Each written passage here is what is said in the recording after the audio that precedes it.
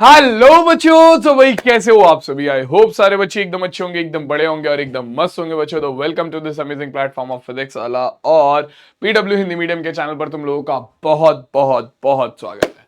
क्या हाल चाल है तुम सबके? आई होप जिन जिन बच्चों के हाफ ईयरली एग्जाम हो गए हैं बढ़िया तरीके से गए हों, और जिनके अभी नहीं हुए हैं होने वाले हैं तो उनके भी बहुत ही अच्छे तरीके से जाए। बच्चों आज का जो तुम्हारा सेशन होने वाला है तुम्हारे उदय बैच का, जो कि क्लास 9 का हिंदी मीडियम का बैच है, वहां पर हम डिस्कस करने वाले हैं त्रिभुज का लेक्चर नंबर 4। तुम्हारे कमल सर के स्क्वायर भैया, कमल भैया जो तुम्हें बुलाना है उनके साथ। और यहां पर डिस्कशन का टॉपिक क्या होगा? आज के जो डिस्कशन का टॉपिक है, देखो अभी तक हमने यहां पर बात करी त्रिभुज की सर्वांग समता के बारे में, है ना? त्रिभुज की सर्वांग समता, इसके बारे में बात हुई, ठीक है। उसके बाद हमारा त्रिभुज की सर्वांग समता की कसौटियों के बारे में बात हुई, ठीक है। जहां पर हमने 3 कसौटियां पढ़ी थी, बेसिकली पढ़ी तो 2 थी, ठीक है। पढ़ी तो 2 थी, तीसरी वाली क्या थी? दूसरी वाली का ही एक बिगड़ा हुआ फॉर्म थी। कौन कौन सी? हमारी एसएएस कसौटी, एएसए कसौटी, और फिर एएसए कसौटी का थोड़ा सा बिगड़ा हुआ रूप हमारा एएस कसौटी। और उसके बाद लास्ट लेक्चर में हमने पढ़ा था त्रिभुज के कुछ गुण, ठीक है, जहां पर हमने समद्विबाहु त्रिभुज के बारे में बहुत सारी चीजें जानी थी,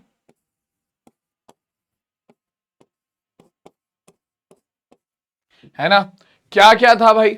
त्रिभुज के कुछ गुण में हमने ये जाना था कि भैया अगर एक समद्विबाहु त्रिभुज है जिसकी 2 भुजाएं बराबर हैं, तो बराबर भुजाओं के जो सामने वाले कोण होते हैं, यानी कि जो अपोजिट कोण होते हैं, अपोजिट एंगल होते हैं, वो बराबर होते हैं। और अगर किसी त्रिभुज में 2 कोण बराबर है तो उसकी सम्मुख भुजाएं भी क्या होंगी? आपस में बराबर हो जाएंगी। ये चीजें हमने पढ़ी थी। अब इसके बाद और क्या आया हमारे पास? आज की क्लास का जो टॉपिक होने वाला है वो होगा क्या? त्रिभुज की सर्वांग समता की कसौटियां। तुम कहोगे सर ये तो हमने पहले ही पढ़ लिया है, त्रिभुज की सर्वांग समता की कसौटियां। तो बेटा ये टॉपिक है त्रिभुज की सर्वांग समता की कुछ अन्य कसौटियां। क्या? कुछ अन्य कसौटियां, त्रिभुज की सर्वांग समता की कुछ अन्य कसौटियां। तो जो अभी तक हमने 3 कसौटी पढ़ी थी उनके अलावा हम आज कुछ कसौटियां पढ़ेंगे। ज्यादा नहीं है, 2 कसौटियां, दोनों ही बड़ी आसान हैं, दोनों ही बड़ी इजी हैं, ठीक है। और इन दोनों कसौटियों के बाद आपका क्वेश्चंस को करने का जो तरीका है वो और ज्यादा जल्दी, और ज्यादा फास्ट, और ज्यादा आसान हो जाएगा, ठीक है। तो शुरुआत करते हैं, एक एक करके कसौटियों को देखते हैं और आगे बढ़ते हैं। सबसे पहले हमारे पास आती है भैया, देखो हमने ये देखा था कि जो त्रिभुज सर्वांगसम होते हैं उनके सभी संगत भाग बराबर होते हैं। तो जिन बच्चों को अभी तक भी डाउट है कि सर ये जो सीपीसीटी आप लिखते हो ये होता क्या है, तो भैया सीपीसीटी का मतलब होता है आपका corresponding parts of congruent triangle. जहां पर ये क्या है? Corresponding parts of congruent triangle तुम्हारा इंग्लिश है किसका? सर्वांगसम त्रिभुजों के संगत भाग। तो जो सर्वांगसम त्रिभुजों के संगत भाग होते हैं वो हमेशा बराबर होते हैं, ये चीज हम ऑलरेडी जानते हैं, ठीक है। हमने काफी सारे क्वेश्चन भी इस पर बेस सॉल्व कर लिए हैं, ठीक है। तो सर्वांगसम त्रिभुजों के जो संगत भाग होते हैं वो बराबर होते हैं। संगत भाग कौन से होते हैं इसके लिए तुम पहला दूसरा दूसरा लेक्चर देख सकते हो, वहां पर मैंने अच्छे समझाया है, ठीक है। तो अब इन्हीं चीजों के लिए हम क्या करते हैं, ताकि हमें बार बार ना लिखना पड़े कि यार सर्वांगसम त्रिभुजों के संगत भाग, सर्वांगसम त्रिभुजों के संगत भाग, सर्वांगसम त्रिभुजों के संगत भाग, मतलब बहुत बड़ा है ना यार लिखने के लिए, और मुझ जैसे आलसी आदमी को तो क्या करना पड़ता है, हमें तो शॉर्टकट पसंद है। तो हमने इसे इंग्लिश में कन्वर्ट करा, सर्वांगसम त्रिभुजों के संगत भाग इंग्लिश में जाकर हुआ क्या? Corresponding parts of congruent triangle. और उस corresponding parts of congruent triangle की हमने क्या ले ली? Short form. कॉरस्पॉन्डिंग का सी, पार्ट्स का पी, कॉन्ग्रुएंट का सी, और ट्रायंगल का टी। तो corresponding parts of congruent triangle यानी कि सीपीसीटी बन गया छुट्टी। तो हम डायरेक्ट क्या लिखते हैं, जब हम किसी दो सर्वांगसम त्रिभुजों के संगत भागों को बराबर दिखाते हैं तो वहां पर हम डायरेक्टली लिख देते हैं कि बाय सीपीसीटी, यानी कि सीपीसीटी की सहायता से आपके इस त्रिभुज के जो संगत भाग हैं वो आपस में बराबर होंगे, ठीक है। अब त्रिभुज की सर्वांग समता की हमने जो ऑलरेडी 3 कसौटियां पढ़ी थी उनमें से सबसे पहली थी एसएएस कसौटी, जो कि ये बोलती है कि अगर किसी एक त्रिभुज की 2 भुजाएं बराबर हो दूसरे त्रिभुज की 2 भुजाओं से, ठीक है, और पहले त्रिभुज की जो 2 भुजाएं तुमने बराबर दिखाई हैं उनके बीच का कोण बराबर हो दूसरे त्रिभुज की जो 2 भुजाएं दिखाई हैं उनके बीच के कोण के, तो आपका क्या दोनों त्रिभुज सर्वांगसम होंगे किससे? सी आपका सर्वांगसम SAS सर्वांगसमता कसौटी से। इसके नाम में ही लिखा हुआ है, इसके नाम में क्या है, भुजा, भुजा और बीच में कोण, यानी कि दो भुजाएं और बीच वाला कोण। ठीक है, तो जैसे मान लो ये त्रिभुज है मेरे पास X Y Z और ये त्रिभुज है P Q R, और मुझे यहां पर पता है क्या कि कोण X बराबर है कोण R के। ठीक है, और XY बराबर है मेरी PR के, और हमारा देखो दो भुजाएं XY बराबर है PR के और आपका XZ बराबर है आपका किसके, RQ के। ठीक, तो इस केस में आपका क्या होगा, इस केस में देखो भैया दो भुजाएं दूसरे त्रिभुज की दो भुजाओं के बराबर है, और उन दोनों भुजाओं से बनने वाला कोण आपका दूसरे त्रिभुज की दोनों भुजाओं से बनने वाले कोण के बराबर है। तो यानी कि SAS सर्वांग समता कसौटी से आपका कोण X बराबर है कोण R के। ठीक है, आपका XZ बराबर है आपका किसके, PR के या RP के, और आपका XY बराबर है RP के, XY बराबर है RP के, XZ बराबर है आपका RQ के, है ना। तो यहां से क्या आ जाएगा, आपका त्रिभुज XYZ सर्वांगसम होगा किसके, देखो सबसे पहले हम कैसे लिखते हैं, हम सर्वांगसम त्रिभुजों के नाम कैसे लिखते हैं, हम सर्वांगसम त्रिभुजों के नाम लिखते हुए देखते हैं कि कौन सा भाग किसके संगत है। तो त्रिभुज XYZ सर्वांगसम होगा। X का संगत भाग कौन सा है भैया, देखो X के बराबर कोण है R, तो X का संगत भाग होगा R, सीधी सी बात है। तो सबसे पहले आ गया X पहले नंबर पे है, तो इसका संगत भाग पहले नंबर पे आएगा, यानी कि R पहले नंबर पे आ गया। उसके बाद दूसरे नंबर पे है Y, XY किसके बराबर है, RP के, तो XY की संगत भुजा RP है, तो जहां पर XY आ रहा है वहां पर RP आना चाहिए। XY पहले दूसरे नंबर पे है, तो RP भी पहले दूसरे नंबर पे होगा। बचा क्या, बचा हमारा Q।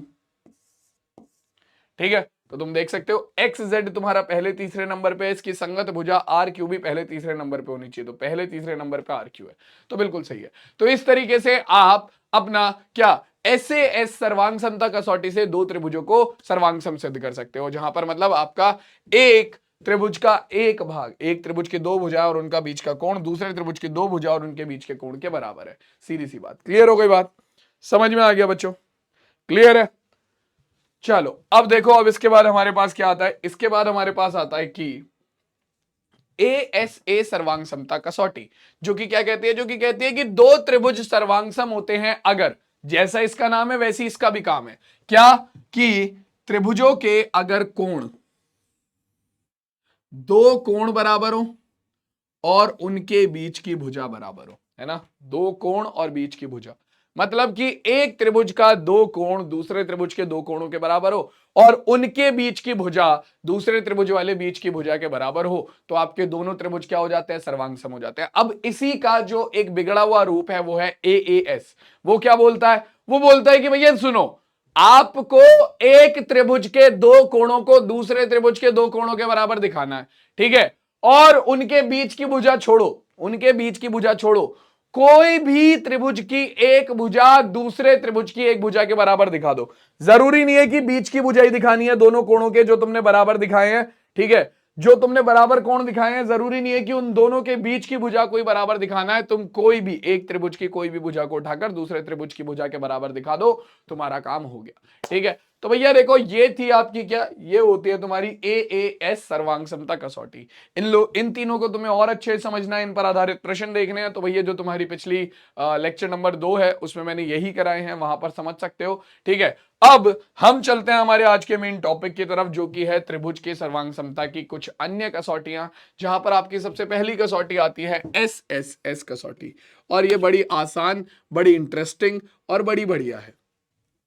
SSS का मतलब भुजा, भुजा, भुजा, यानी कि इंग्लिश में बोले तो साइड, साइड, साइड,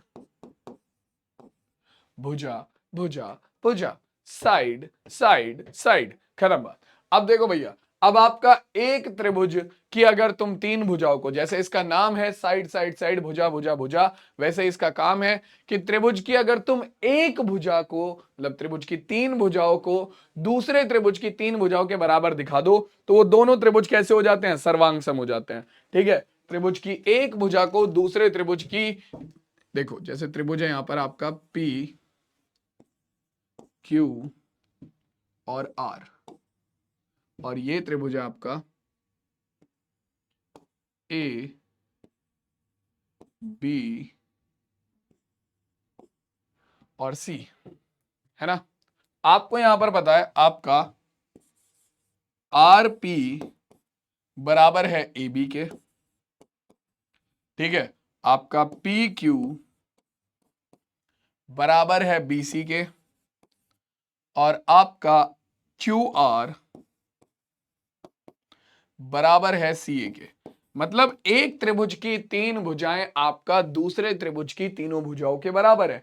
जब आपकी एक त्रिभुज की तीन भुजाएं दूसरे त्रिभुज की तीनों भुजाओं के बराबर होगी तो क्या होंगे, एस एस एस सर्वांग समता कसौटी से वो दोनों त्रिभुज आपस में सर्वांगसम हो जाएंगे। तो अब अगर मैं तुमसे यहां पर डायरेक्टली मेरे लल्लू लाल पूछूं तो हमारे पास कौन सा त्रिभुज किसके सर्वांगसम आएगा, बताओ भाई। त्रिभुज पी क्यू आर किसके सर्वांगसम होगा, बताओ बताओ कमेंट में, त्रिभुज पी क्यू आर किसके सर्वांगसम होगा। तो देखो सबसे पहले तुम्हें यह पता करना पड़ेगा कि कौन सी किसकी संगत भुजा है। तो सबसे पहले आ रहा है तुम्हारा पी क्यू आर, है ना। तो पहले दूसरे नंबर पे पी क्यू, पी क्यू की संगत भुजा कौन सी है, देखो पी क्यू की संगत भुजा है बी सी। तो पहले दूसरे नंबर पे है पी क्यू, तो यहां पर आपका पहले दूसरे नंबर पे आ जाएगा बी सी। ठीक है, बचा क्या, बचा ए, लिख दो ए। एक बार चेक कर लेते हैं क्या ये बिल्कुल सही है। देखो आरपी की संगत भुजा है ए बी, आरपी कहां है भाई, आरपी है पहले और तीसरे नंबर पे, या तीसरे और पहले नंबर पे। क्या ए बी तीसरे और पहले नंबर पे, चेक कर लो, ए बी तीसरे पहले नंबर पे, बिल्कुल सही है। ठीक है, पी क्यू, पी क्यू पहले दूसरे नंबर पे है, पी क्यू की संगत भुजा है बी सी, ये भी पहले दूसरे नंबर पे है। क्यू आर आपका दूसरे तीसरे नंबर पे, क्यू आर की संगत भुजा है सी ए, ये भी दूसरे तीसरे नंबर पे। इसका मतलब हमारा बिल्कुल सही है कि भैया त्रिभुज। अब तुम कहोगे सर ये तो तुम डायरेक्टली भी बता सकते हो, देखो मैं तुम्हें चाहता तो मैं तुम्हें जो किताब में एग्जाम्पल दे रखे है ना, मैं तुम्हें डायरेक्ट वो वाले एग्जाम्पल बताता और तुम्हारे लिए काम आसान हो जाता। मैं ये दिखा देता त्रिभुज पी क्यू आर, इसे दिखा देता A B C, A B बराबर हो जाता पी क्यू के, क्यू आर बराबर हो जाता बी सी के, और आर पी बराबर हो जाता सी ए के, और तुम्हारा त्रिभुज पी क्यू आर त्रिभुज एबीसी के क्या आ जाता, त्रिभुज पी क्यू आर त्रिभुज एबीसी के सर्वांगसम आ जाता। लेकिन यार सुनो, एग्जाम में इतने इजी सवाल नहीं आएंगे, तो तुम लोगों को थोड़ा तो घुमाना सीखना पड़ेगा ना। तो इसीलिए मैंने ये जो खेल है थोड़ा सा घुमाकर तुमसे मैं सर्वांग समता की चीजें समझाता हूं, ताकि तुम लोगों को अच्छे लेवल के क्वेश्चन जो है वो करने की आदत हो जाए। ठीक है, चलो अब देखो, तो ये है सर्वांग समता की चौथी कसौटी जो कि थी एस एस एस कसौटी, और इसके बाद आती है सर्वांग समता की आखिरी और पांचवी कसौटी जो कि है आर एच एस कसौटी। और ये बोलती है, सिंपल बहुत इजी है, कुछ कठिन नहीं है, बहुत आसान है, कि भैया देखो एक समकोण त्रिभुज, इसका नाम है आर एच एस कसौटी। ठीक है, यहां पर आर एच एस जो है वो हमारा किस लिए है, आर एच एस का मतलब है आपका समकोण, समकोण, इसके बाद आपका कर्ण, और इसके बाद आपका भुजा। तो अब तुम कहोगे सर ये क्या, ये किस चिड़िया का नाम है। तो देखो मैं समझाता हूं, आरएचएस का यहां पर मतलब है, आरएचएस का मतलब है राइट एंगल, आर का मतलब है राइट एंगल, एच का मतलब है हाइपोटेन्यूज, और एस का मतलब है साइड। राइट एंगल मतलब समकोण, हाइपोटेन्यूज मतलब कर्ण, और साइड मतलब भुजा।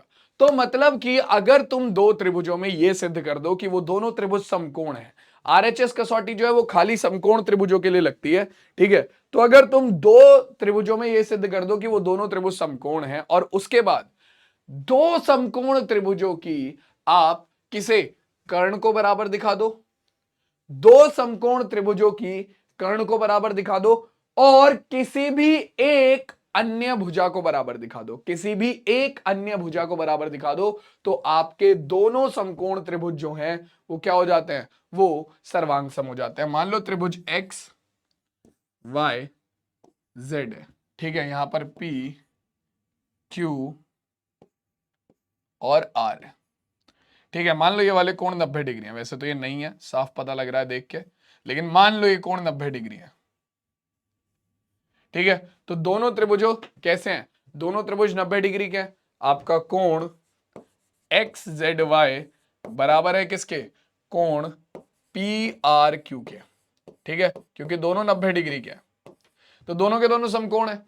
इसके अलावा आप समकोण के सामने वाली भुजा जो होती है, हमेशा याद रखना समकोण के सामने वाली भुजा कर्ण होगी, हमेशा याद रखना समकोण के सामने वाली भुजा कर्ण होगी। ठीक है, तो इसके सामने वाली भुजा एक्स वाई को अगर आपने बराबर दिखा दिया दूसरे समकोण के त्रिभुज के कर्ण के, ठीक है, यानी कि पी क्यू के, और किसी भी एक भुजा को बराबर दिखा दिया, जरूरी नहीं है तुम वाई जेड को बराबर दिखा दो क्यू आर के या वाई जेड को बराबर दिखा दो पी आर के। ठीक है, तुम पी आर को बराबर दिखा दो एक्स जेड के या पी आर को बराबर दिखा दो वाई जेड के, वो तुम्हारे ऊपर है कंप्लीटली। ठीक है, जैसे कि मैं यहां पर वाई जेड बोल देता हूं बराबर किसके, आपका क्यू आर के। तो हमारे पास क्या आ जाएगा, आपका एक त्रिभुज में दो समकोण त्रिभुज है। ठीक है, उनकी जो कर्ण है वो बराबर है और एक अन्य भुजा बराबर है। तो जब दो समकोण त्रिभुजों में कर्ण और एक अन्य भुजा बराबर होती है तो वो दोनों त्रिभुज कैसे होते हैं, वो दोनों त्रिभुज आपके सर्वांग समत्रिभुज होते हैं। तो भैया जरा जल्दी से हल करके निकालना, मान क्या हो जाएगा आपका, त्रिभुज एक्स वाई जेड सर्वांगसम होगा त्रिभुज पी क्यू आर के। ये तो सिंपल ही रखा था मैंने। देखो एक्स वाई और पी क्यू संगत है, एक्स वाई पहले दूसरे नंबर पे है, पी क्यू भी पहले दूसरे नंबर पे है। वाई जेड और क्यू आर संगत है, वाई जेड दूसरे तीसरे नंबर पे, क्यू आर दूसरे तीसरे नंबर पे है। एक्स जेड वाई बराबर है पी आर क्यू के। तो देखो जेड और आर ये आपके कोण है। ठीक है, तो जेड और आर सेम जगह पर होनी चाहिए, दोनों संगत है, तो जेड और आर दोनों तीसरे नंबर पे है, तो बिल्कुल सही है। तो बच्चों ये है तुम्हारी क्या, ये है तुम्हारी पांचवी और आखिरी कसौटी, और इसके साथ त्रिभुज की सर्वांग समता की कसौटियों वाला टॉपिक जो है वो यहीं पर कंप्लीट हो जाता है। अब हमें क्या करना है, अब हमें इस पर बेस्ड अलग अलग तरीके के क्वेश्चन करने हैं, different different kind of question करने हैं। तो एक एक करके शुरू करेंगे, अलग अलग क्वेश्चन देखेंगे और फिर समझेंगे उन्हें कि भैया किस तरीके से उन क्वेश्चंस को अप्रोच करना है। ठीक है, तो पहला क्वेश्चन देखते हैं। पहला ही क्वेश्चन मैंने बहुत बढ़िया क्वेश्चन रखा है। ठीक है, मुझे पता है मजा आएगा तुम्हें इस क्वेश्चन को करने में, इजी है बट बढ़िया क्वेश्चन है। क्या कह रहा है, कह रहा है कि भैया ए बी एक रेखाखंड है। ए बी रेखाखंड कहां है भैया, ए बी रेखाखंड ये रहा।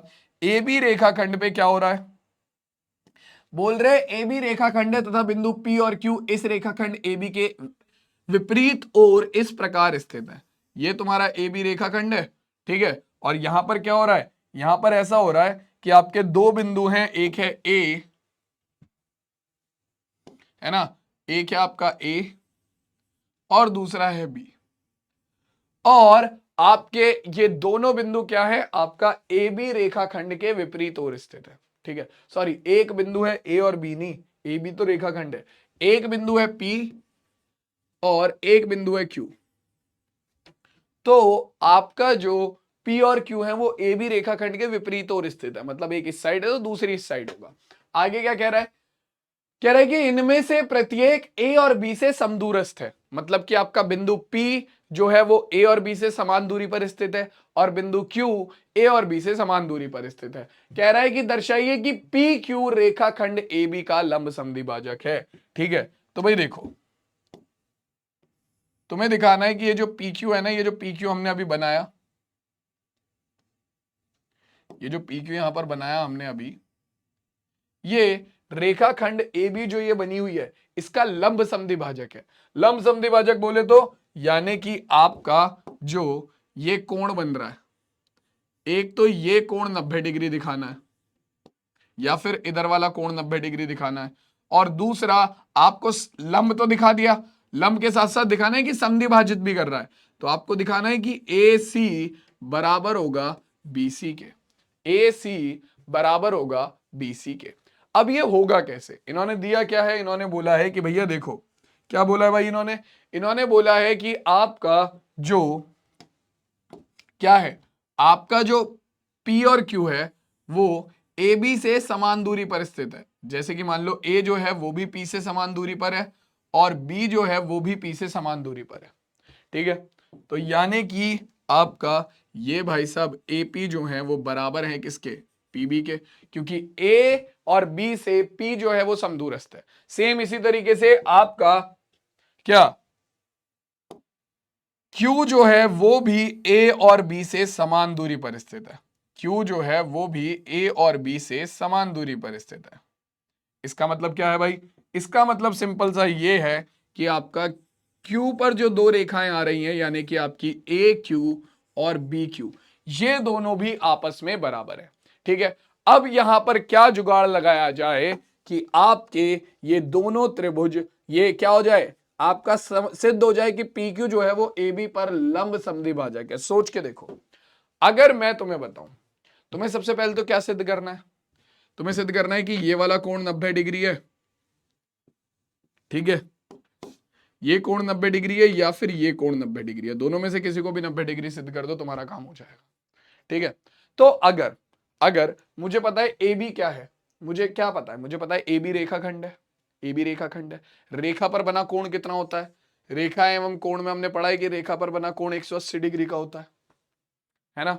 तो अगर मैं यहां पर यह सिद्ध कर दूं कि आपका जो ये वाला कोण है, ये कोण और ये कोण दोनों बराबर है, ये भी x है, ये भी x है, ये कोण और ये कोण दोनों बराबर हैं। ठीक है, तो आपको पता चल जाएगा 2x बराबर होगा 180 डिग्री के, क्योंकि दोनों का योग 180 डिग्री है, और x बराबर होगा 90 डिग्री के, यानी कि आपका x का मान आ गया 90 डिग्री,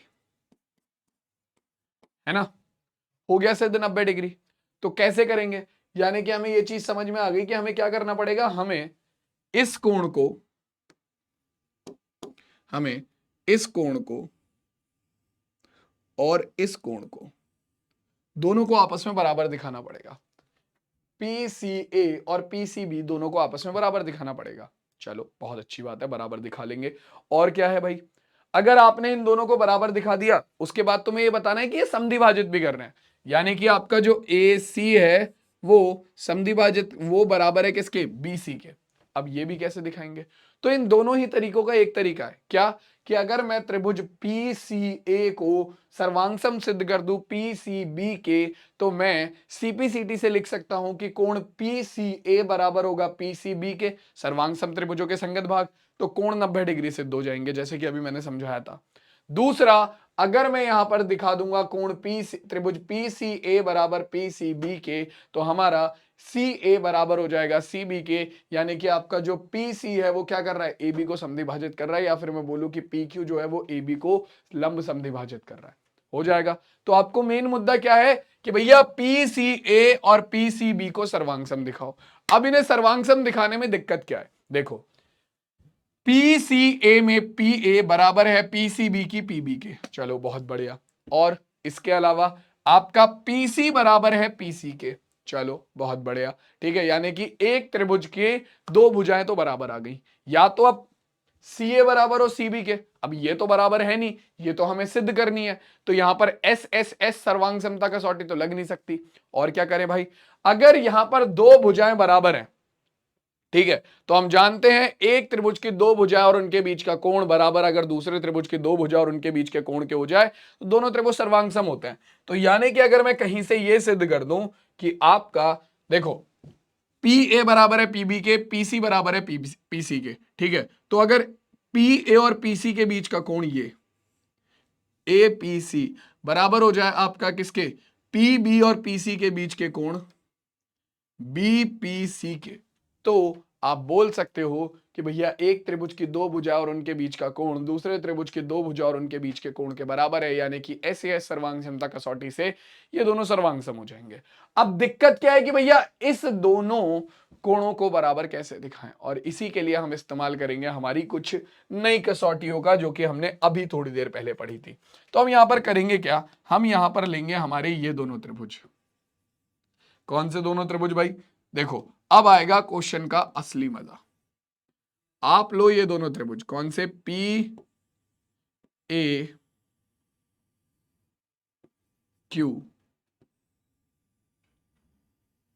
पहला त्रिभुज PAQ और दूसरा त्रिभुज तुम्हारा कौन सा भाई?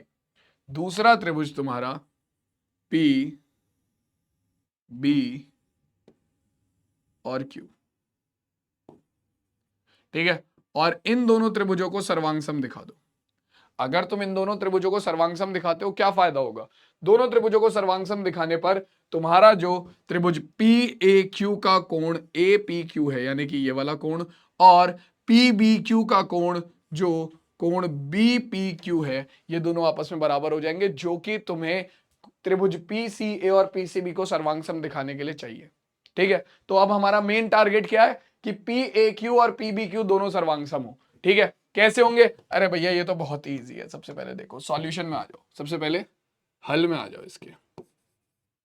तो अगर देखो पूरा क्वेश्चन मैंने तुम्हें मुंह जुबानी सॉल्व करवा दिया डायग्राम पे, और तुम्हें भी अपनी इतनी प्रैक्टिस करनी है ताकि तुम लोग ऐसे क्वेश्चंस को मुंह जुबानी डायग्राम पे ही सॉल्व कर पाओ। ठीक है, जैसे कि अब देखो इस क्वेश्चन में हम क्या करेंगे, हम सबसे पहले हमें दिया हुआ क्या है, देखो हमें दिया हुआ है कि P और Q रेखाखंड AB के बिंदु A और B से समदूरस्थ है, यानी कि आपका PA बराबर है PB के और आपका QA बराबर है QB के। ठीक है, यहां पर रीजन भी लिख देते हैं हम साइड में हाथों हाथ। पी क्यू ए व बी से समदूरस्थ है, समदूरस्थ है यानी कि समान दूरी पर स्थित है, समान दूरी पर स्थित है,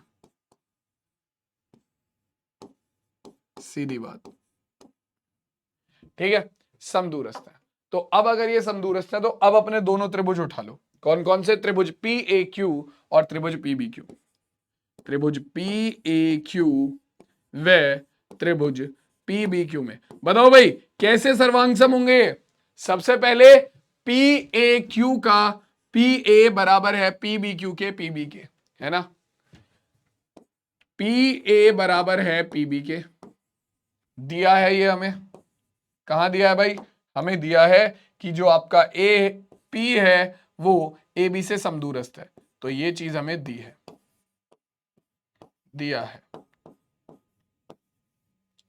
ठीक है, इसके अलावा आपका जो क्या है, आपका क्यू ए है वो बराबर है क्यू बी के। ये कहां से आया भाई? ये भी हमें दिया हुआ है कि क्यू जो है वो आपका ए बी से समदूरस्थ है, तो ये भी दिया हुआ है। और last but not the least आपका जो पी क्यू है वो बराबर है पी क्यू के। ठीक है, पी क्यू बराबर है पी क्यू के, क्योंकि ये दोनों त्रिभुजों में आ रही है तो ये उभयनिष्ठ भुजा है। ठीक है, ये उभयनिष्ठ है। तो बच्चों एक त्रिभुज की तीन भुजाएं दूसरे त्रिभुज की तीन भुजाओं के बराबर हो गई। इसका मतलब क्या है? एक त्रिभुज की तीन भुजाएं दूसरे त्रिभुज की तीन भुजाओं के बराबर हो गई। तो हमारे पास क्या निकल कर आ गया? हमारे पास निकल कर आ गया क्या? एस एस एस सर्वांग समता कसौटी से, एस एस एस सर्वांग समता कसौटी से कितना आ जाएगा बच्चों? एस एस एस सर्वांग समता कसौटी से हमारे पास निकल कर आ जाएगा क्या? हमारे पास निकल कर आ जाएगा सिंपल कितना? हमारे पास निकल कर आ जाएगा त्रिभुज पी ए क्यू सर्वांगसम होगा त्रिभुज पी बी क्यू के। ठीक है, तो ये हो गया सबसे पहला काम, आपका पी ए क्यू सर्वांगसम आ गया पी बी क्यू के। ठीक, तो अब आप क्या दिखा सकते हो? आपका जो ये वाला कोण है वो बराबर होगा किसके? इस वाले कोण के। कोण ए पी क्यू बराबर होगा कोण बी पी क्यू के by C P C T. तो आपका सी पी सी टी से कोण ए पी क्यू बराबर होगा कोण बी पी क्यू के। त्रिभुज ए बी, आपका त्रिभुज पी ए क्यू और P B Q, P A Q में से कोण ए पी क्यू और पी बी कोण में पी बी क्यू में से कोण बी पी क्यू। देखो पी और पी दोनों सेम जगह पर है, यानी कि दोनों एक दूसरे के संगत कोण है। तो ए पी क्यू और बी पी क्यू आपके दोनों बराबर हो जाएंगे सर्वांगसम त्रिभुजों के संगत भाग सीपीसीटी से। तो अब आप क्या करोगे? अब आप वो दोनों त्रिभुज ले लोगे जिनकी आपको असलियत में सर्वांगसम सिद्ध करने की जरूरत है। त्रिभुज पी सी ए और पी सी बी, ये दोनों त्रिभुज उठा लो। तो इस चीज को तो रखो अपने पास, इसकी अभी जरूरत पड़ेगी।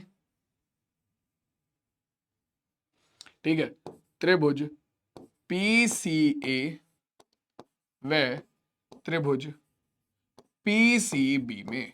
पूरे क्वेश्चन को हम पहले ही सॉल्व कर चुके हैं, जो मैंने सॉल्व करने का तरीका तुम्हें बताया था उसे बस अब हम नोट डाउन कर रहे हैं। ठीक है, सबसे पहले हमारे पास क्या आएगा, त्रिभुज PCA में PA बराबर है त्रिभुज PCB की PB के। ठीक है, क्यों? क्योंकि आपका P जो है वो AB से समदूरस्थ दिया है। इसके बाद दूसरा पॉइंट आपका कोण APC, क्योंकि देखो आपका कोण APQ ही आपका कोण APC है, APQ ही आपका कोण APC है। PC भुजा को थोड़ा सा आगे बढ़ाओगे तो PQ बन जाएगा, तो APQ ही APC है। तो यानी कि कोण APQ बराबर है कोण BPQ के, इसका मतलब कोण APC बराबर है कोण BPC के, सीधी सी बात है। ठीक है, तो कोण APC बराबर है त्रिभुज PCB के कोण BPC के। ये कहां से आया आपका, चूंकि कोण APQ बराबर है कोण BPQ के, जो कि हमने अभी थोड़ी देर पहले ऊपर ही सिद्ध किया है। ठीक है, इसके अलावा आपका PC बराबर हो जाएगा PC के उभयनिष्ठ भुजा है। PC बराबर हो गया PC के, तो एक त्रिभुज की उभयनिष्ठ भुजा, उभयनिष्ठ भुजा। तो बच्चों एक त्रिभुज की दो भुजा और उनके बीच का कोण दूसरे त्रिभुज की दो भुजा और उनके बीच के कोण के बराबर हो गया। तो कौन सी कसौटी लग गई यहां पर हमारी लग गई SAS कसौटी। तो SAS कसौटी से हमारे पास क्या आ गया, हमारे पास निकल कर आ गया कितना, आपका त्रिभुज PCA सर्वांगसम होगा त्रिभुज PCB के। ठीक है, अब फिर वही बात हो जाएगी, सर्वांगसम त्रिभुजों के संगत भाग से CPCT से अपने पास कितना आ गया। देखो भाई, CPCT से सबसे पहले आएगा हमारे पास कितना, देखो CPCT से सबसे पहले तो आप बोल सकते हो कि आपका जो CA है वो बराबर हो जाएगा CB के। CA दूसरे तीसरे नंबर पे है, CB दूसरे तीसरे नंबर पे है, तो यानी कि दोनों एक दूसरे के संगत भाग है। तो CA बराबर हो गया आपका CB के। पहली चीज जो सिद्ध करनी जरूरी थी, पहली चीज जो सिद्ध करनी जरूरी थी,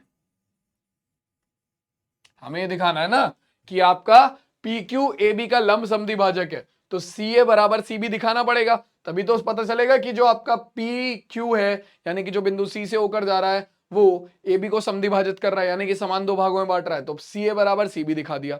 अब इन दोनों कोणों में से किसी एक को 90 डिग्री दिखा दो, आपका कोण PCA बराबर होगा कोण PCB के। क्यों बराबर होगा बच्चों, क्यों बराबर होगा, क्योंकि भैया आपका PCA और PCB सर्वांगसम त्रिभुजों के संगत भाग है। ठीक है, सर्वांगसम त्रिभुजों के संगत कोण है। तो अब देखो, अतः हम जानते हैं कि AB एक रेखा है, AB क्या है, एक रेखा है, तो इस पर बना हुआ जो कोण होगा वो कितना होगा, वो आपका 180 डिग्री का होगा, यानी कि इन दोनों कोणों का योग 180 डिग्री है। तो PCA plus PCB, PCA plus कोण PCB बराबर होगा 180 डिग्री के, है ना। लिख भी देता हूं मैं, रेखा AB पर बना कोण, सीधी सी बात। तो अब अगर ये है हमारे पास तो अब क्या हो जाएगा, तुम जानते हो PCA पहले से ही बराबर है PCB के, तो कोण PCA प्लस PCB की जगह पर क्या रख दो, PCA रख दो, कोण PCA बराबर हो गया 180 डिग्री के। तो हमारे पास कितना आ गया, 2 गुणा कोण PCA बराबर हो गया 180 डिग्री के। तो इसे हल करने पर फाइनली हमारे पास कितना निकल कर आएगा, 2 एकम 2 और ये हो जाएगा 90 दूनी 180, यानी कि कोण PCA बराबर आ गया किसके, आपका 90 डिग्री के। तो देखो भैया, आपका अब CA बराबर CB के सिद्ध है, आपका कोण PCA बराबर आ गया है 90 डिग्री के। तो यानी कि आप क्या बोल सकते हो कि जो PC है, जो PC है या फिर जो पूरा PQ है, क्योंकि PC को ही आगे बढ़ाने पर PQ बन रहा है, तो PC या फिर PQ आपका ए बी को क्या कर रहा है, 90 डिग्री पर समद्विभाजित कर रहा है, यानी कि लंब समद्विभाजन कर रहा है। तो हम लिख सकते हैं क्या कि हमारा पी सी या पी क्यू ए बी का लंब समद्विभाजक है। आई नो ये क्वेश्चन बड़ा हो गया है, बट बेटा ये क्वेश्चन 4 नंबर से कम में आएगा भी नहीं, ठीक है। इजी क्वेश्चन है बट थोड़ा सा बड़ा क्वेश्चन है, हैंस प्रूव्ड। तुम लोगों को थोड़ा सा दिमाग लगाना पड़ेगा, अगर तुमने वो थोड़ा सा दिमाग लगा लिया तो तुम्हारा क्वेश्चन सॉल्व हो जाएगा, ठीक है। किसी बालक को यहां पर कोई दिक्कत, किसी भी बालक को यहां पर कोई दिक्कत, जल्दी से बताओ। क्लियर है सबको ये क्वेश्चन? कोई डाउट किसी को? चलो अब आ जाते हैं आगे और अगला क्वेश्चन देखते हैं क्या कह रहा है। अगला क्वेश्चन कह रहा है कि एक समद्विबाहु त्रिभुज एबीसी का शीर्षलंब है, एडी एक समद्विबाहु त्रिभुज एबीसी का शीर्षलंब है जिसमें एबी बराबर है एसी के। दर्शाइए कि एडी रेखाखंड बीसी को समद्विभाजित करता है और एडी कोण ए को भी समद्विभाजित करता है। चलो भाई देख लेते हैं जरा। सबसे पहले हमें चाहिए एक क्या, चित्र बनाना बहुत ज्यादा जरूरी है। चित्र बनाकर क्वेश्चन आधा सॉल्व हो जाता है।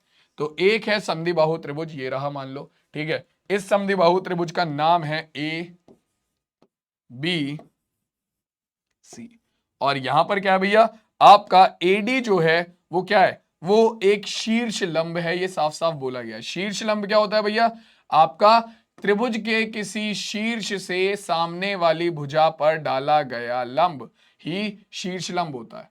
तो यहां पर आपका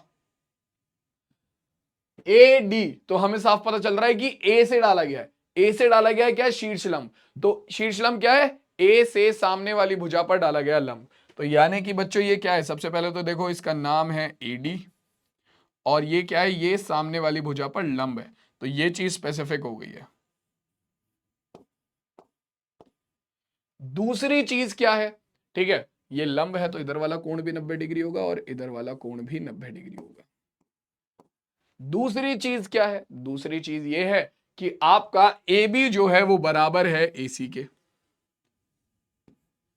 ए बी बराबर है एसी के। और क्या है, अब कह रहा है एडी रेखाखंड बीसी को समद्विभाजित करता है, ये दिखाओ, ठीक है। तो एडी रेखाखंड बीसी को समद्विभाजित करता है, मतलब तुम्हें दिखाना है कि बी डी जो है वो बराबर है डीसी के, बी डी बराबर है डीसी के।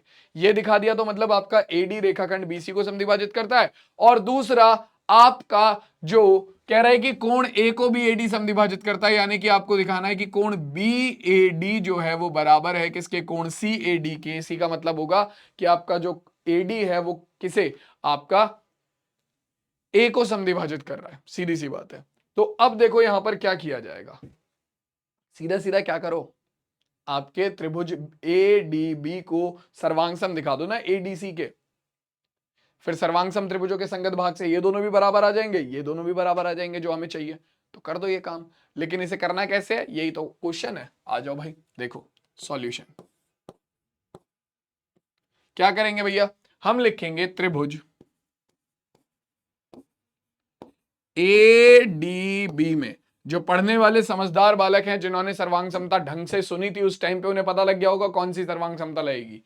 ए डी बी व त्रिभुज ए डी सी में क्या लगेगी भैया, अरे भैया देखो दोनों समकोण त्रिभुज हैं, दोनों की क्या, समकोण के सामने वाली भुजा ये रही और ये रही, यानी कि दोनों के समकोण के सामने वाली भुजा बोले तो कर्ण बराबर है, ए बी बराबर है इसी के, दिया हुआ है क्वेश्चन में, ठीक है। और इसके अलावा एक अन्य भुजा एडी बराबर हो जाएगा एडी के उभयनिष्ठ है।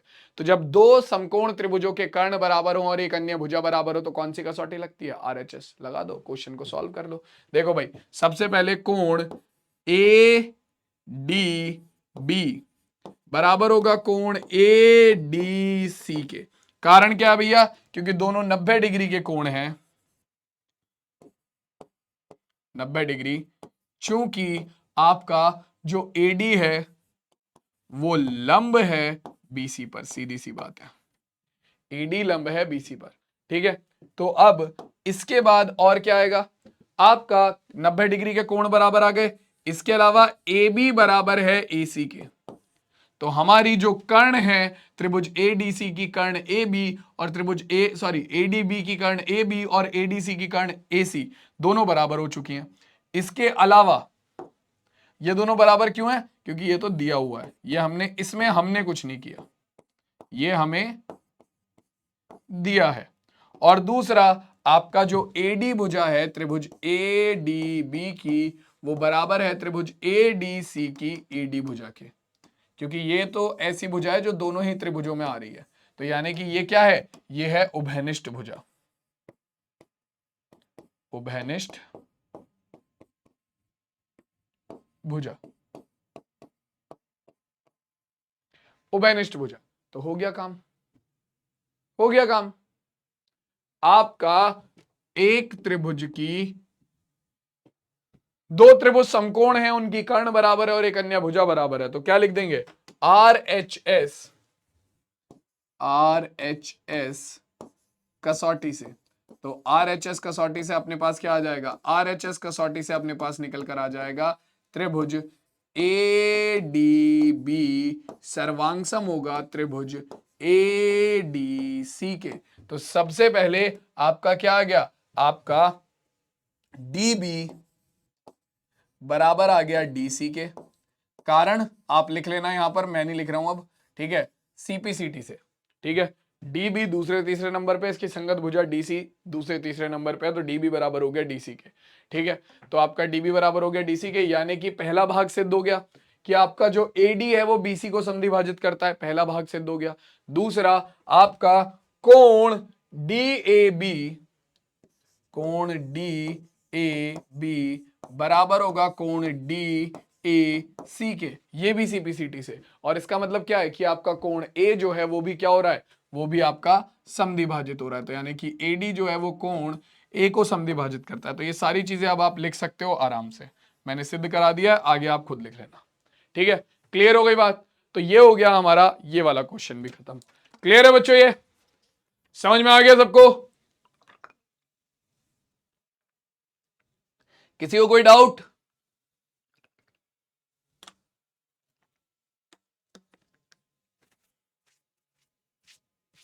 जल्दी से बताओ, किसी को कोई डाउट?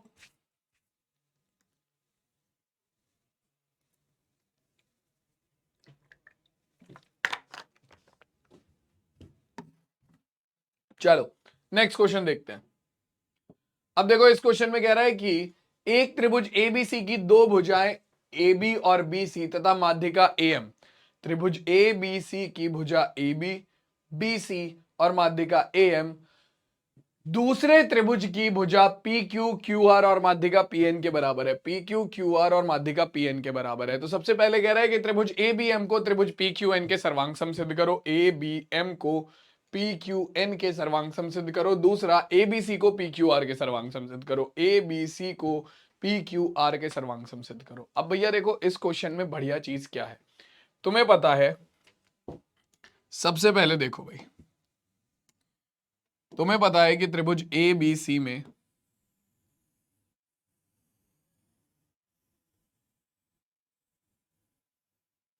AM क्या है? AM है माध्यिका, ठीक है। सेम तुम्हारा PQN में, सॉरी PQR में PN है माध्यिका। तो माध्यिका तुम्हें पता होनी चाहिए कि त्रिभुज के किसी शीर्ष से सामने वाली भुजा के मध्य बिंदु को मिलाने वाली रेखा हमारी माध्यिका होती है। क्या कहा मैंने? त्रिभुज के किसी शीर्ष से सामने वाली भुजा के मध्य बिंदु को मिलाने वाली रेखा माध्यिका होती है, ठीक है। तो यानी कि यहां पर AM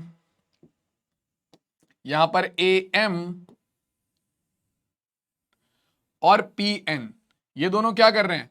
ये बिंदु ए को सामने वाली भुजा के मध्य बिंदु से मिला रहे हैं, ठीक है। यानी कि यहां पर आपका BC जो है उसे M दो बराबर भागों में बांट रहा है। सेम केस तुम्हारा यहां पर है कि जो PN है उसमें शीर्ष P को आपका माध्यिका PN सामने वाली भुजा के मध्य बिंदु से मिला रही है। तो QN और NR दोनों आपस में बराबर है, ठीक है। क्योंकि माध्यिका क्या करती है? शीर्ष को किसी त्रिभुज के शीर्ष को सामने वाली भुजा के मध्य बिंदु से मिलाती है, ठीक है। तो अब जरा इस क्वेश्चन को यहां पर सॉल्व करते हैं। सबसे पहले देखो हम यही चीज बोलेंगे जल्दी जल्दी सॉल्व कर रहा हूं मैं इस क्वेश्चन को, ध्यान से देखो। तो हमें गिवन है क्या, हमें गिवन है कि एम जो है वो त्रिभुज एबीसी की माध्यिका है। तो हमारा जो बी सी बराबर होगा किसके, आपका बी सी बराबर होगा, सॉरी सबसे पहले तो आपको दिया भी है, ये चीज भी नोट ही कर लेते हैं। बीसी बराबर दिया हुआ है आपका किसके, आपको बोला है कि त्रिभुज की भुजा ए बी, बी सी और माध्यिका ए एम क्रमशः दूसरे त्रिभुज की भुजा पी क्यू, क्यू आर तथा पी एन के बराबर है। तो बीसी बराबर है क्यू आर के, ये चीज आपको दी हुई है, दिया है। तो सबसे पहली चीज जो तुम्हारे पास निकल कर आएगी वो क्या होगी, अब देखो सबसे पहले आपको पता है त्रिभुज ए बी सी में ए एम माध्यिका है, माध्यिका है। तो अगर ए एम माध्यिका है तो इसका मतलब क्या होगा, इसका यह मतलब होगा कि आपका जो बी एम है और एम सी है ये दोनों क्या होंगे, आपस में बराबर होंगे और ये बी सी के आधे के बराबर होंगे। इक्वेशन नंबर 1, समीकरण नंबर 1। दूसरा केस सेम त्रिभुज पी क्यू आर में, आपका पी क्यू आर में क्या आ गया, आपका जो पीएन है, पीएन माध्यिका है।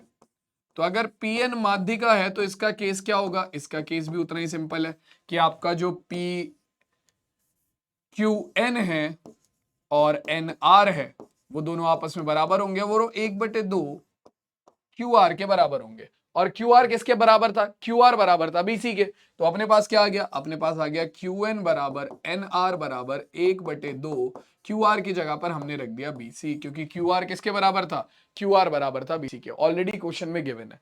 तो हमारे पास क्या आ गया, फ्रॉम इक्वेशन 1 एंड इक्वेशन 2, समीकरण 1 और समीकरण 2 से क्या निकल कर आ गया, देखो भाई समीकरण 1 व 2 से हमारे पास निकल कर आ गया B M is equals to M C, और ये 1/2 BC के बराबर था, और क्यू एन और एन आर ये भी 1/2 BC के बराबर था, यानी कि ये चारों आपस में बराबर हो गए। ठीक है, अब इससे मेरा क्या फायदा हुआ, इससे मेरा ये फायदा हुआ कि जो मुझे दिखाना था क्या, कि त्रिभुज ए बी एम सर्वांगसम है। ठीक है, उसमें मुझे पता है ए बी बराबर है किसके, पी क्यू के, मुझे पता है ए एम बराबर है किसके, पी एन के, क्वेश्चन में दिया हुआ है। ठीक है, और अब मुझे ये भी पता है कि बी एन बराबर है किसके, क्यू एन के, क्योंकि ये मैं प्रूव कर चुका हूं। खत्म क्वेश्चन। तो आपके पास आ जाएगा त्रिभुज, पहला पार्ट त्रिभुज ए बी एम व त्रिभुज पी क्यू एन में सबसे पहले ए बी बराबर पी क्यू दिया है ना। दूसरा तुम्हारा बी एम बराबर क्यू एन, ये हमने ऑलरेडी ऊपर सिद्ध कर दिया है, तो सिद्ध किया। ठीक है, और लास्ट में आपका ए एम बराबर है पी एन के, ये भी हमें दिया है। तो एक त्रिभुज की 3 भुजा बराबर हो गई दूसरे त्रिभुज की 3 भुजा के, तो हमारे पास क्या आ गया, एस एस एस कसौटी से आपके पास क्या आ गया, आपके पास निकल कर आ गया त्रिभुज ए बी एम सर्वांगसम होगा त्रिभुज पी क्यू एन के, हेंस प्रूव्ड। पहला पार्ट खत्म। ठीक है, अब इसका दूसरा पार्ट जो है वो तुम लोग खुद से करोगे, कैसे, देखो मैं बताता हूं। तुम्हें पता चल गया क्या, तुम्हें यह पता चल गया कि ए बी एम जो है वो पी क्यू एन के सर्वांगसम है। ठीक है, तो आपका कोण बी जो है वो बराबर हो जाएगा किसके, कोण क्यू के। सर्वांगसम त्रिभुजों के संगत भाग ए बी एम बराबर है पी क्यू एन के, तो कोण बी बराबर हो गया कोण क्यू के। सर्वांगसम त्रिभुजों के संगत भाग सीपीसीटी से। अब उसके बाद क्या करो, त्रिभुज ए बी सी और त्रिभुज पी क्यू आर ले लो। ठीक है, इसमें तुम्हें क्या पता है, ए बी बराबर है पी क्यू के, कोण बी बराबर है किसके, कोण क्यू के, और तुम्हारा बी सी बराबर है क्यू आर के, क्योंकि ये चीज भी हमें क्वेश्चन में दे रखी है। तो भैया जब एक त्रिभुज की 2 भुजा और उनके बीच का कोण दूसरे त्रिभुज की 2 भुजा और उनके बीच के कोण के बराबर होता है, तो SAS सर्वांग समता कसौटी से तुम्हारे दोनों त्रिभुज आपस में क्या हो जाते हैं, सर्वांग सम हो जाते हैं। क्वेश्चन खत्म, tata bye bye goodbye गया। तो दूसरा पार्ट तुम लोग खुद से करोगे, ये तुम लोगों के लिए होमवर्क है, इजी है काफी, तो कर सकते हो, कोई दिक्कत नहीं होनी चाहिए इसमें, ठीक है। चलो अब देखो यहां पर अगर मैं बात करूं एक और क्वेश्चन की, तो ये क्वेश्चन भी तुम लोगों के लिए होमवर्क है, प्रैक्टिस के लिए दे रहा हूं, तो इसे एक बार खुद से प्रैक्टिस करके देखना। क्या कह रहा है कि एबीसी एक समद्विबाहु त्रिभुज है जिसमें AB बराबर है AC, AP BC पर लंब है, तो कोण B बराबर कोण C दर्शाओ। बहुत ईजी है, बहुत ईजी है, एक बार खुद से करके देखना, अगर होता है तो ठीक है, नहीं तो नेक्स्ट क्लास में हम इसे डिस्कस करेंगे ही करेंगे, ठीक है। चलो एक दो ऑब्जेक्टिव क्वेश्चन देख लेते हैं, जैसे कि तुम्हें दे रखा है सबसे पहले क्या, कि त्रिभुज XYZ त्रिभुज EFD के सर्वांग है, तो ED बराबर होगा किसके। तो देखो ED है पहले तीसरे नंबर पे, तो यहां पर जो पहले तीसरे नंबर पे होंगे वही इसके सर्वांग सम हो जाएंगे, यानी कि ED किसके बराबर होगा आपका, XZ के, क्योंकि ये दोनों त्रिभुज आपस में सर्वांग सम है, तो सर्वांग सम त्रिभुजों के संगत भाग बराबर होते हैं, तो तुम्हारा XZ यानी कि option number C is absolutely correct, ठीक है। इसके बाद अगला क्वेश्चन क्या कह रहा है, अगला क्वेश्चन हमसे कहता है कि निम्नलिखित में से कौन त्रिभुजों की सर्वांग समता की कसौटी है। तो त्रिभुजों की सर्वांग समता की कसौटी कौन सी है, तो देखो भाई जरा, ASS ये तो नहीं है, हमने AAS पढ़ा था, ASS नाम की कोई चीज नहीं पढ़ी थी, ठीक है। RHS ये सर्वांग समता की कसौटी है, ये हमने अभी थोड़ी देर पहले पढ़ी है, ठीक है। इसके बाद आपका SSA ये भी नहीं है, और ASS ये भी नहीं है, ASS तो जबकि 2 बार आ गया, ठीक है। तो यहां पर केवल RHS ऑप्शन नंबर B जो है वो करेक्ट होगा, क्योंकि वही एक सर्वांग समता की कसौटी है। तो बच्चों देखो इसके साथ हमारी जो आज की क्लास है वो यहीं पर खत्म होती है, जहां पर हमने सर्वांग समता की कसौटी के बारे में बहुत अच्छे से पढ़ लिया है, ठीक है। अब मैं तुमसे मिलूंगा सीधा नेक्स्ट लेक्चर में, जहां पर हम त्रिभुज पर आधारित अलग अलग तरीके के क्वेश्चन करेंगे। तो मिलते हैं सीधा नेक्स्ट क्लास में, तब तक के लिए टेक केयर, टाटा और बाय बाय।